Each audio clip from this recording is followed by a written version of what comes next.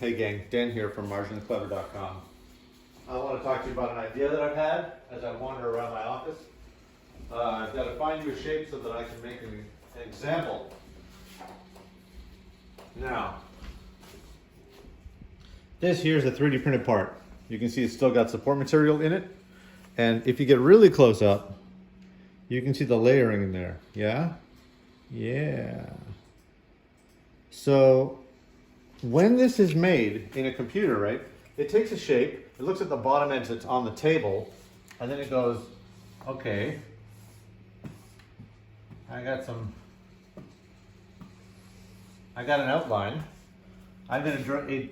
The algorithm says, take this shape, go around the outside, do that a couple of times for the layers, then do the inside a couple of times, and then start filling the whole thing in like this.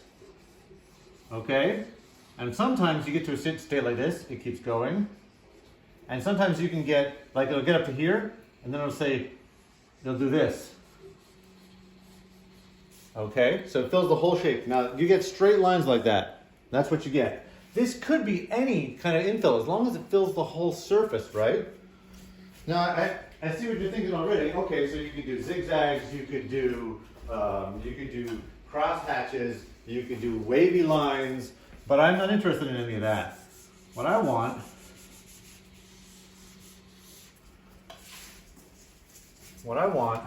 is to put writing in a single line of the plastic that's being injection molded, and then fill the rest in like this, around that, right? Even in the gaps. And if you want, you could do trippy, like 60s style, where you outline each of the shapes over and over until they bump into each other, right? So you get a weird kind of infill that sort of, everything points to the letters. Even better,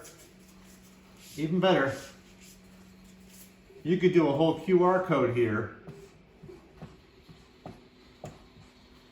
And if you've got a 2-color printer, then you can put the 2 colors on the first layer like that, like so one portion in black and the other in red, or a white, but a high contrast, right?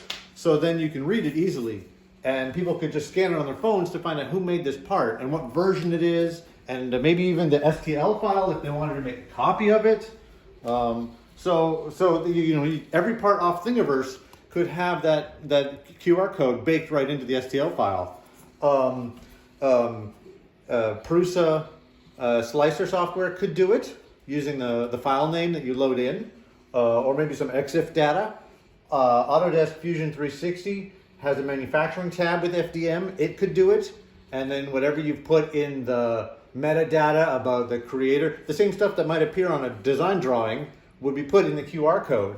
So the two are tied together, and then you can always find the reference, the digital reference, or the digital copy is tied to the physical copy.